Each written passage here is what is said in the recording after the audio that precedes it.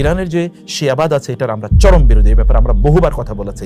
ইসরায়েলে ইরান যতটুকু করেছে এটা গোটা আরব বিশ্বজুড়ে কি তা করতে পেরেছে? ইরানই কেবলমাত্র এই অঞ্চলে আমেরিকার কোনো ঘাঁটি নাই, আর প্রত্যেকটা দেশে তো আমেরিকার ঘাঁটি আছে। নেতানিয়াহু পর্যন্ত তার ভিডিও বার্তা এটা স্পষ্ট করেছে, তার প্রথম টার্গেট হলো ইরান, এরপর তাদের টার্গেট হলো পাকিস্তান। আপনি কি একবার চিন্তা করে দেখেছেন পাকিস্তানকে আক্রমণ করার পর কি হবে? পাকিস্তানকে যখন আক্রমণ করবে তখন ইন্ডিয়া সেখানে ইনভলভ হয়ে যাবে, মানে মোদি সেখানে ইনভলভ হয়ে যাবে। মোদি কি কেবলমাত্র পাকিস্তানকে আক্রমণ করবে, বাংলাদেশকে ছেড়ে দেবে আপনার মনে হচ্ছে? অনেকে এই কথাও বলতে পারেন যে গাজায় যখন আক্রমণ করেছে তখন ইরান কেন আক্রমণ করলো না? ইরান কেন আক্রমণ করলো না এই প্রশ্নের আগে কি আমরা বলতে পারি না গোটা মিডল ইস্ট কেন একটা কথা বলতে পারলো না? আরব বিশ্বে কি কোনো কাজ নাই? আরব বিশ্বে কেবলমাত্র তাদের পেট্রোলিয়াম বিক্রি করে ডলারগুলো কেবল আমেরিকার ব্যাংকে তারা ইনভেস্ট করবে? যখন ডোনাল্ড ট্রাম্প মিডল ইস্টে যখন সফরে আসলো, মিডল ইস্টের কে এটা স্পষ্ট করে বলেছে যে গাজায় এই যুদ্ধ বন্ধ করতে হবে? বরং আমরা দেখেছি ট্রিলিয়নস অফ ডলার সেখানে তার প্রতি ইনভেস্ট করা হয়েছে, তাকে বিশাল বড় বিমান উপহার দেওয়া হয়েছে। এটা তো আপনারা দেখেছেন। শুধু কি তাই, সেখানে মুসলিম নারীরা তাদের মাথাগুলো ঝুলিয়ে তাদের চুলগুলো উন্মুক্ত করে এখানে যুবতী নারীরা, সুন্দরী নারীরা, মেয়েরা তারা কিভাবে তাকে স্বাগত জানিয়েছে। এটা যদি মুসলমানদের সামান্যতম পার্সোনালিটি থাকে, মুসলমানদের যদি একটু গায়রত থাকে, তাহলে এটা কোনো মুসলমান কিভাবে মেনে নিতে পারে? আসসালামু আলাইকুম ওয়া রাহমাতুল্লাহি ওয়া বারাকাতুহু। বিসমিল্লাহ ওয়াস সালাতু ওয়াস সালামু আলা রাসূলিল্লাহ ওয়া বা'দ। গত 13-14 দিন যাবৎ ইরান এবং ইসরায়েলের মধ্যে যুদ্ধ চলছিল এবং এই বিষয়ে আমাদেরকে অনেকে জিজ্ঞেস করেছেন এই ক্ষেত্রে আমাদের অবস্থান কি হওয়া উচিত। একদিকে ইরানের শিয়া মতবাদ রয়েছে, অন্যদিকে ইসরায়েলি বা ইহুদিবাদ রয়েছে এবং এই দুটোই সত্যিকার অর্থে ইসলামের যদি মূল ধারার কথা বলি তাহলে মূল ধারার সাথে সাংঘর্ষিক। আমরা স্পষ্ট করে শিয়াবাদের ব্যাপারে আমাদের কথা বারবার বলেছি, বিশেষ করে শিয়াদের মধ্যে ইসনা আশারিয়া, যেটি মানে ইসমাইলিয়া যে শিয়া সম্প্রদায়, তাদের আকীদা এবং ফিকহের সাথে আমাদের গভীর মতভেদ রয়েছে, মতনৈক্য রয়েছে। সে বিষয়গুলো আমরা বহুবার আলোচনা করার চেষ্টা করেছি।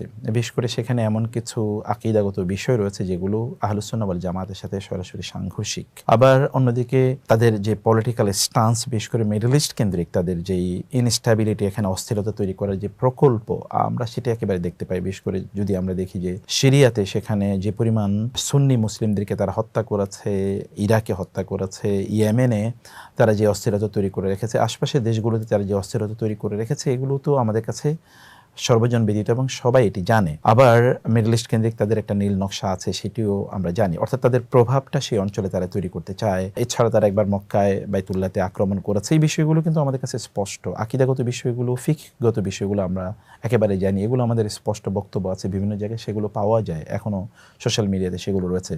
কিন্তু অপরদিকে রয়েছে ইসরায়েল বা ইহুদিরা রয়েছে সেখানে। আর তাদের ব্যাপারে তো কোরআন এবং সুন্নায় কি কথা আছে, আমরা সূরা ফাতিহাতে প্রতিদিন কমপক্ষে 17 বার পড়ি, গায়রিল মাগদুবি আলাইহিম ওয়ালাদ-দালিন, অর্থাৎ যাদের উপর আল্লাহর গজব পড়েছে তাদেরকে যেন আমরা অনুসরণ না করি, তাদের প্রতি কোনো সিম্প্যাথি যেন আমরা প্রদর্শন না করি। কোরআন এবং সুন্নায় সে কথা আছে যেখানে আল্লাহ সুবহানাহু ওয়া তাআলা স্পষ্ট করে এ কথা বলেছেন কোরআনে, ওয়ালা তাজিদান্না আশাদ্দান নাসি আদাওয়াতাল লিল্লাযিনা আমানুল ইয়াহুদা ওয়াল্লাযিনা আশরাকু, যে মুমিনদের প্রতি সবচেয়ে বেশি শত্রুতা পোষণ করবে যারা ইয়াহুদি এবং যারা পিওর মুশরিক, অর্থাৎ যারা মূর্তি পূজা করে বা গুরু পূজা করে, এরা হচ্ছে দ্বিতীয়। এবং 1 নম্বরে মুসলিমদের প্রতি সবচেয়ে বেশি শত্রুতা ভাবাপন্ন হচ্ছে ইয়াহুদিরা, আল্লাহ সুবহানাহু ওয়া তাআলা ঘোষণা করেছেন।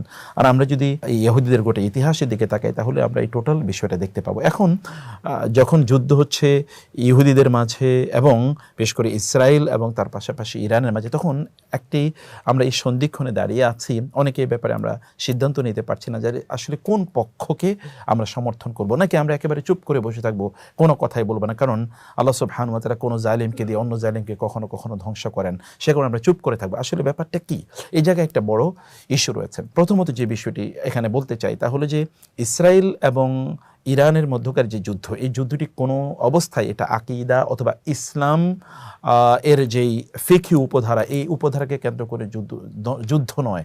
মূলত এটি হচ্ছে ইসরায়েলের যে আগ্রাসী ভূমিকা, এটা আমাদেরকে ভালো করে বুঝতে হবে যে ইসরায়েল কেবলমাত্র এই তাদের যে এক্সপানশন, অর্থাৎ তারা যে গ্রেটার ইসরায়েল তৈরি করার তাদের যে একটা লক্ষ্য এবং উদ্দেশ্য, জায়নিস্টদের কেবলমাত্র সেইটারই একটা অংশ হিসেবে তারা এখানে আক্রমণ করেছে। মানে ইসলামের বিরুদ্ধে তাদের বা মুসলিমদের বিরুদ্ধে তাদের যেই গত 1500 বছর জুড়ে আমরা যে তাদের এখানে শত্রুতা দেখতে পাই, রাসূল ইসলামকে তারা হত্যার যে পরিকল্পনা করেছে, রাসূল ইসলামের লাশ তারা চুরি করার চেষ্টা করেছে, এই প্রকার বিষয়গুলো কতবার আমরা দেখেছি যে মদিনায় রাসূল ইসলামকে তারা হত্যা করার পরিকল্পনা করেছে, বদরের যুদ্ধের পর, উহুদের যুদ্ধের পর, খন্দকের যুদ্ধে, সরাসরি আবার খায়বরে, এবং সর্বশেষ কিন্তু ওমর রাদিয়াল্লাহু তাআলা ওদেরকে খায়বর থেকে বের করে দিয়েছিলেন এই যে ইয়াহুদিদেরকে। এর মধ্যে জায়নিজম তো আরও ভয়াবহ অবস্থা। আপনি দেখবেন যে ইসরায়েল কেন ইরানকে আক্রমণ করছে, এটা কি কোনো আকিদার কারণে আক্রমণ করছে যে তারা শিয়া মুসলমান অতএব তাদেরকে আক্রমণ করা হয়েছে, অথবা তাদের সাথে আমাদের সুন্নিদের মানে আমাদের তাদের ফিকি ডিবেট আছে এই কারণে আক্রমণ করেছে, অথবা এখানে মিডল ইস্টে শিয়ারা প্রচুর পরিমাণ বা ইরানিরা সেখানে অনেক প্রভাব তৈরি করার চেষ্টা করেছে, এই জন্য সুন্নিদের পক্ষ থেকে ইসরায়েল বা ইহুদিরা শিয়াদের বিরুদ্ধে যুদ্ধ করছে, প্রক্সি যুদ্ধ করছে সুন্নিদের পক্ষে। ব্যাপারটা কি এরকম? না, ব্যাপারটা কোনো অবস্থায় এরকম না। কারণ আমাদেরকে বুঝতে হবে যে এটি গ্রেটার ইসরায়েল তৈরি করার যে তাদের পরিকল্পনা, সেটা কি? সেটা হচ্ছে শুধুমাত্র এই মিডল ইস্টকে তারা কবজা করবে এরকম না, এমনকি মক্কা এবং মদিনাও তাদের অধীনস্থ থাকবে, এটাকেও তারা দখল করবে, এটুকু তাদের পরিকল্পনা। এবং আপনারা দেখেছেন যে নেতানিয়াহু পর্যন্ত তার ভিডিও বার্তা এটা স্পষ্ট করেছে, তার প্রথম টার্গেট হলো ইরান, এরপর তাদের টার্গেট হলো Pakistan. Mission that we have is to prevent a militant Islamic regime from meeting up with nuclear weapons, or from nuclear weapons meeting up with a militant Islamic regime. The first is called Iran, the second is called Pakistan. Because if these radical regimes have nuclear weapons, they will not obey the rules that have been obeyed in the last almost 7 decades. আপনি কি একবার চিন্তা করে দেখেছেন পাকিস্তানকে আক্রমণ করার পর কি হবে? পাকিস্তানকে যখন আক্রমণ করবে তখন ইন্ডিয়া সেখানে ইনভলভ হয়ে যাবে, মানে মোদি সেখানে ইনভলভ হয়ে যাবে। মোদি কি কেবলমাত্র পাকিস্তানকে আক্রমণ করবে, বাংলাদেশকে ছেড়ে দেবে আপনার মনে হচ্ছে? বাংলাদেশের বিরুদ্ধে বা আমাদের বিরুদ্ধে কি তার কোনো ক্ষোভ নাই? তো ফলে আমরা যখন দেখি এই দুটো গ্রুপকে কিন্তু আল্লাহ সুবহানাহু ওয়া তাআলা পিওর মুশরিক যারা এখনকার হিন্দুত্ববাদী, আমরা কেবল হিন্দুদের কথা বলছি না, হিন্দুত্ববাদ অথবা জায়নিজম বা জায়নবাদী যারা, এই দুটো গ্রুপ মিলিয়ে ইসলাম বা মুসলিমদেরকে একেবারে নিধন করে দিতে চায়, যেটি আমরা দুটো জায়গায় দেখতে পাই। ফলে এটা কিন্তু সেই একটা নীল নকশার বা এজেন্ডার একটা অংশ। আরেকটা বিষয় আপনি দেখতে পাচ্ছেন যে গোটা মিডল ইস্টে কেবলমাত্র এই মিডল ইস্টের মানে কোনো দেশের সাথে ইসরায়েলের শত্রুতা নাই, সব দেশের সাথে তার ভালো মানে আব্রাহামিক প্যাক্ট হয়েছে অথবা নর্মালাইজেশন চুক্তি হয়েছে। সেখানে আপনি ইসরায়েলের আশপাশের দেশগুলো দেখেন তো একমাত্র গাজা ছিল তার বিপক্ষে, এবং গাজাকে তো একেবারে শেষ করে দিয়েছে। তারপর আপনি যদি মিশরের কথা বলেন, জর্ডানের কথা বলেন, লেবাননের কথা বলেন, ইরাকের কথা বলেন, আবার যদি আপনি সিরিয়ার কথা বলেন, এবং আপনি কুয়েতের কথা বলেন, অথবা বাহরাইনের কথা বলেন, সংযুক্ত আরব আমিরাতের কথা বলেন, কাতারের কথা বলেন, সৌদি আরবের কথা বলেন, মরক্কোর কথা বলেন, এই অঞ্চলগুলোতে একটি দেশ আছে যে দেশের সাথে ইসরায়েলের চুক্তি নেই। সবার সাথে ইসরায়েলের মানে আমেরিকার প্রক্সিকে সামনে রেখে ইসরায়েলের প্রত্যেকের সাথে চুক্তি হয়েছে। ফলে প্রত্যেকের সাথে ইসরায়েলের ভালো সম্পর্ক। কেউ কি ইসরায়েলকে কোনোদিন আক্রমণ করেছে? না, ইসরায়েলের সাথে কোনোদিন কারো সম্পর্ক খারাপ হয়েছে? কেবলমাত্র ইয়েমেনের হুতিদের সাথে একটু তার রিলেশন একটু খারাপ, আদারওয়াইজ প্রত্যেকের সাথে কোনো না কোনোভাবে তার রিলেশন আছে। এবং আমেরিকার প্রক্সি হিসেবে, আমেরিকা ইসরায়েল প্রক্সি হিসেবে তারা কিন্তু এই কাজগুলো করে গিয়েছে। তো ফলে এখানে তাদের সাথে মানে ইসরায়েলের জন্য একমাত্র থ্রেট কিন্তু ইরান, এটা তো একেবারে স্পষ্ট। এখন আপনি যদি বলেন যে না, তলে তলে ইসরায়েলের সাথে ইরানের সম্পর্ক আছে, তাহলে এটা কি একটি মানে সেলফ এভিডেন্ট যে ফ্যাক্টরগুলো আছে তার বিপরীতে একটা কথাবার্তা হয় না? আপনি দেখেন তো মানে সবার সাথে অন্য দেশগুলোতে কোনো দেশেই ইসরায়েলের বিরুদ্ধে সরাসরি কোনো কথাবার্তা বলে না, কোনো দেশ ইসরায়েলের বিরুদ্ধে একটা ইট পর্যন্ত মারার কোনো সাহস পায় না। আর ইরান সেখানে তাদেরকে বোমা মেরেছে, শুধু তাই না, সেখানে এত পরিমাণ মিসাইল নিক্ষেপ করেছে, মানে ইসরায়েলে কেউ তার আয়রন ডোম ভেঙে অথবা তার আকাশ সীমায় কেউ কোনোদিন অস্ত্র নিয়ে যাবে, এই পৃথিবীর মানুষ কোনোদিন ভেবেছে? সেটা কোনোদিন ভাবে নাই। ইরান সেই কাজটি করেছে। আবার ইরানের এত পরিমাণ সায়েন্টিস্টদেরকে তারা হত্যা করেছে। আমার খুব মানে কষ্ট লাগে যখন দেখি যে আপনি শিয়াবাদের এই আলোচনা তুলে যখন শিয়াদের মানে বিরুদ্ধে আমাদের বক্তব্য আছে, কিন্তু এগুলোকে তুলে যখন শিয়াদের বিরুদ্ধে বা ইরানের বিরুদ্ধে এদের সায়েন্টিস্টদেরকে হত্যা করা হলো, তাদের প্রথম ক্যাটাগরি মিলিটারিদেরকে হত্যা করা হলো, যখন আমরা এগুলোকে সামনে না এনে বরং এখানে শিয়াবাদটা এখন এই সময়ে এটা যখন আলোচনা আনি, তখন কিন্তু এটা আসলে কোনো অবস্থায় জাস্টিস হয় না। কারণ ইসরায়েল শুধুমাত্র মুসলমানদের, বা আমরা যদি বলি জায়নিজম, এটা মাত্র মুসলমানদের শত্রু, মানবতার শত্রু। এখনও তারা ইরানের সাথে তাদের যখন যুদ্ধ চলছিল এই সময় তারা গাজায় কি পরিমাণ লোককে তারা হত্যা করেছে। শুধু কি তাই, আপনি দেখেন যে এখানে মানুষ খাদ্যের জন্য লাইন ধরে আছে, ওরাই খাদ্য দিচ্ছে, তথাকথিত গাজা হিউম্যানিটেরিয়ান ফাউন্ডেশন নাম দিয়ে তারা নিজেরা দিচ্ছে, তারপরে ওইখানে যাই তারা দিচ্ছে, যেখানে কত লক্ষ, 5 লক্ষ 10 লক্ষ লোক আছে, সেখানে হয়তো বা তারা খাবার দিয়েছে হচ্ছে 2-4 হাজার লোকের জন্য, তারপরেও সেখানে তারা ওই লাইন ধরা লোকদেরকে তারা গুলি করে হত্যা করে। মানব জাতির ইতিহাসে এরকম ঘটনা কোথাও আছে? এইরকম একটা জায়োনিস্ট, এইরকম একটা সন্ত্রাসী আগ্রাসী রাষ্ট্রের পক্ষে সিম্পেথি যায় এমন শব্দ একজন মুসলিম কিভাবে উচ্চারণ করতে পারে?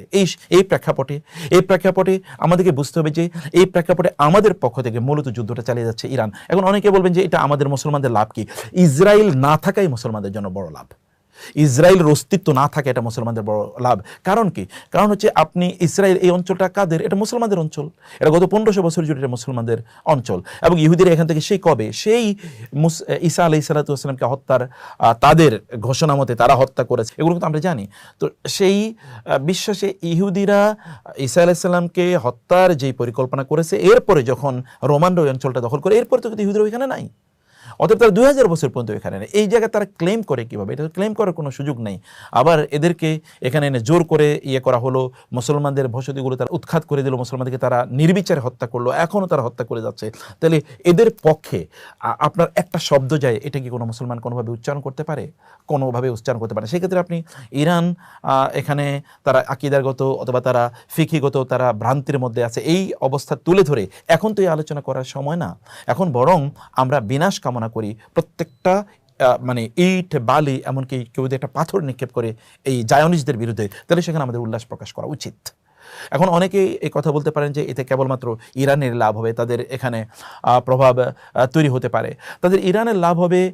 আমরা সেই আলোচনায় কেন যাই? ওইখানে আলোচনা তো মৌলিকভাবে হচ্ছে ইসরায়েলের, এখানে আমরা ধ্বংস কামনা করি। আপনি দেখুন, ইসরায়েলে ইরান যতটুকু করেছে, এটা গোটা আরব বিশ্বজুড়ে কি তা করতে পেরেছে? এমন কিছু শব্দ তার হয়তো বা ডিপ্লোম্যাটিক্যালি কিছু কথাবার্তা বলে, যে সকল কথাবার্তাগুলোর মানে কোনো বড় ধরনের কোনো ইম্প্যাক্ট নাই।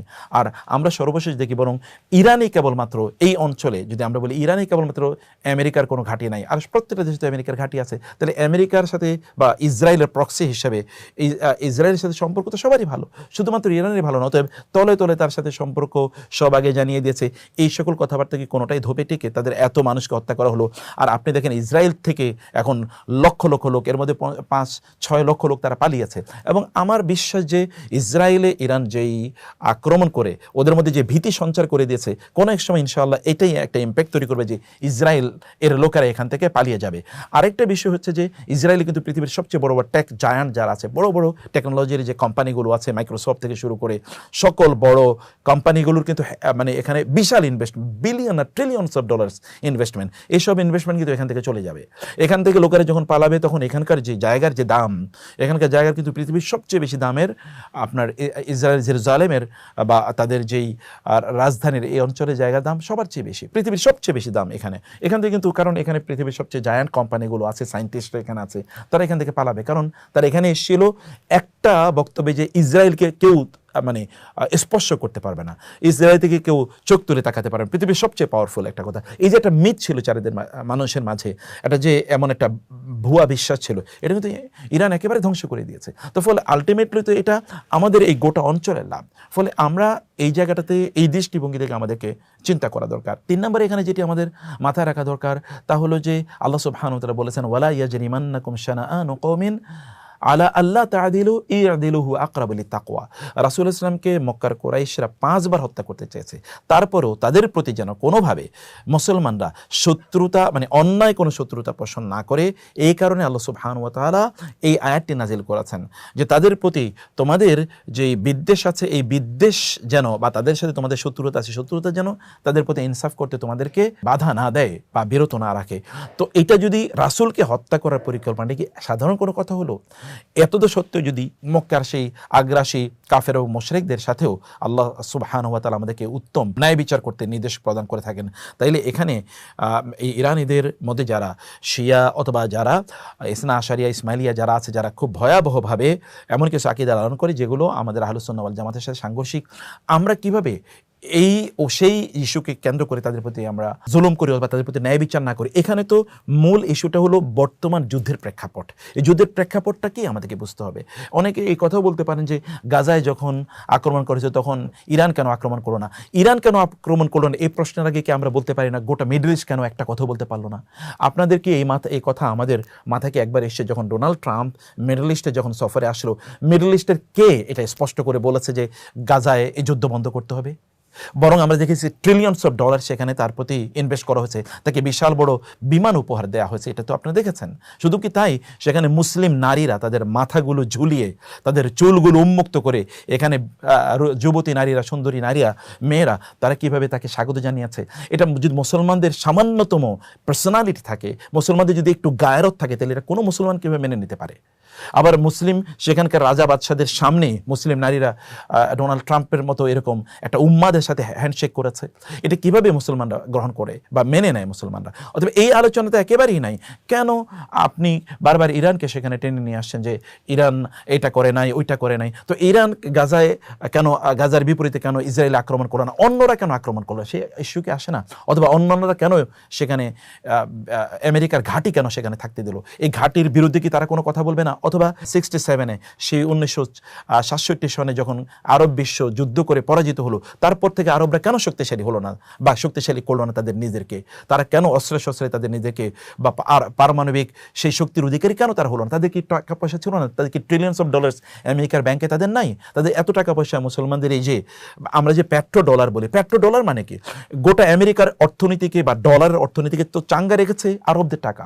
মানে পেট্রো ডলার মানে কি? অর্থাৎ পেট্রোলিয়াম, অর্থাৎ তেল বিক্রি হবে ডলারের বিনিময়ে। অর্থাৎ ডলারের বিনিময়ে তেল বিক্রি হওয়ার কারণে আপনি তেল কেনার জন্য ডলারকে আপনার রিজার্ভ হিসেবে রাখতে হবে। আপনি বাংলাদেশ সহ সারা পৃথিবীতে তেলের কিনতে হবে, যেহেতু ডলারের বিনিময়ে অন্য কোনো টাকায়, অন্য কোনো কারেন্সিতে তেল কেনা যাবে না। অতএব মানুষ তেল ছাড়া তো ইন্ডাস্ট্রি বন্ধ, কলকারখানা, গাড়ি ঘোড়া বন্ধ, এবং সেখানে মানে বিদ্যুৎ বন্ধ।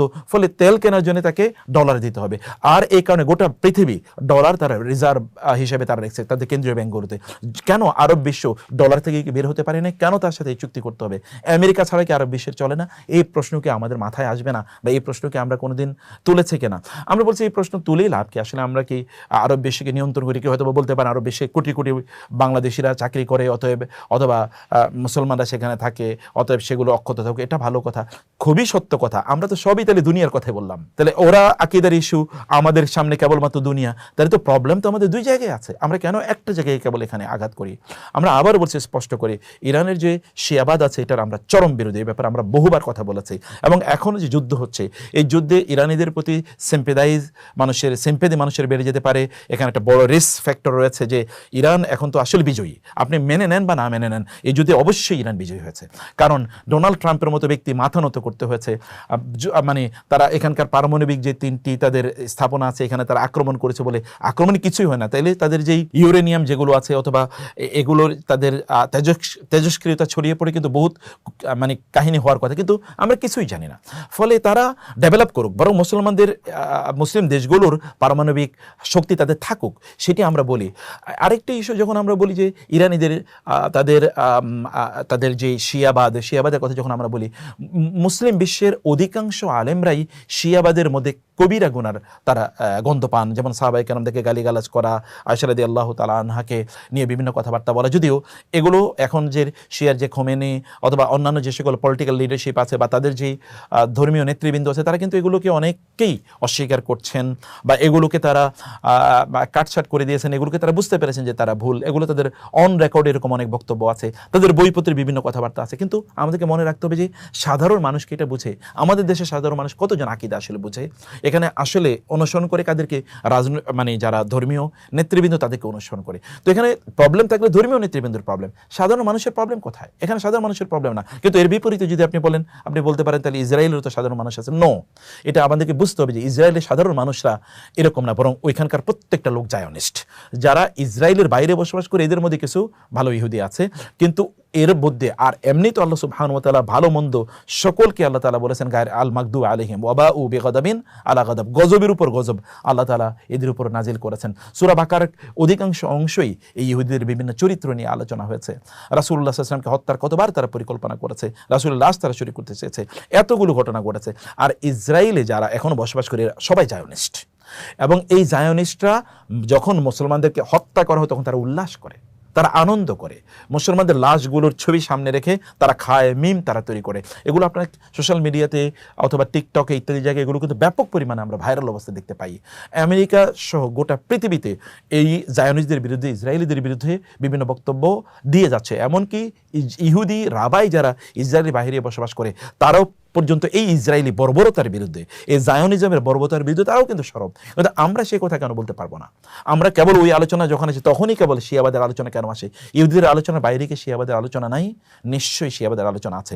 আমরা অবশ্যই এই জায়গায় এখন যে পলিটিক্যাল ল্যান্ডস্কেপ, মনে রাখতে হবে যে এখানে কেবলমাত্র ইরানি ফ্যাক্টর না, এটা গোটা মিডল ইস্ট এটা ফ্যাক্টর। আপনি বলেন তো, এই ইসরায়েলের বিপক্ষে প্রকাশ্যে হোক গোপনে হোক, আপনি ইরানিরা ছাড়া আর কারা আছে, বা ইরান ছাড়া আর কারা আছে? কেউ তো নাই।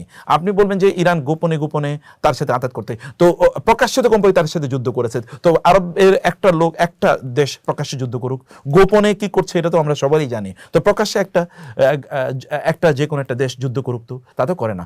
এখন বলবেন যে তাইলে এখন যুদ্ধবিরতি যখন হচ্ছে তাইলে এখন গাজার প্রশ্নটা তুলুক। গাজার প্রশ্ন কেবল বারবার আমরা কেন ইরানকে এখানে সামনে নিয়ে আসি? আরব বিশ্বে কি কোনো কাজ নাই? আরব বিশ্বে কেবলমাত্র তাদের পেট্রোলিয়াম বিক্রি করে ডলারগুলো কেবল আমেরিকার ব্যাংকে তারা ইনভেস্ট করবে? তা তো সেটা তো আমরা দেখতে পাই না। আমরা তো বরং সেখানে এমন কিছু দেখতে পাই যে তারা যেভাবে গোটা আরব বিশ্বকে তারা যেভাবে সেকুলারাইজেশন করছে, এটা তো অস্বীকার করার কোনো জো নাই। আমরা মুখে কি বলছি না বলছি সেটা আমরা জানি, কিন্তু মহান আল্লাহ সুবহানাহু ওয়া তাআলা জানেন যে ভিতরে কি হচ্ছে।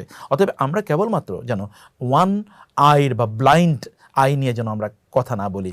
আমরা শিয়াবাদের ভয়াবহ বিরুদ্ধে আছি, কিন্তু এবং সেই ব্যাপারে আমাদের বক্তব্য আছে, মানুষ যেন শিয়া না হয়ে যায় সেক্ষেত্রেও আমাদেরকে সতর্ক থাকতে হবে। কিন্তু আমরা যখন কথা বলি তখন ইনসাফের সাথে কথা বলা দরকার। যখন এখানে আলোচনা আসবে এই যুদ্ধ নিয়ে, তখন এই যুদ্ধে এখানে কোনো অবস্থায় শিয়াবাদ এখানকার মূল ইস্যু নয়, মূল ইস্যু হলো ইসলাম। আপনি মুসলমান হলে ওরা কি কেবলমাত্র শিয়াদেরকে আক্রমণ করছে? ওরা কি আশপাশে যে সকল দেশগুলো আছে এই সকল দেশগুলোতে তারা কি, আপনি যদি একবার চিন্তা করে দেখেন, হামাস কি শিয়া? হামাস তো সুন্নি। তাহলে সুন্নিদেরকে তারা হত্যা করে নাই? তারা কি সেখানে এরপরে আরব বিশ্ব যখন তাদের সাথে যুদ্ধ করেছে তখন কি তারা শিয়াদের বিরুদ্ধে যুদ্ধ করেছে? না, তারা গোটা মানে তাদের যে নীল নকশার পার্ট হিসেবে তারা এই কাজগুলো করেছে।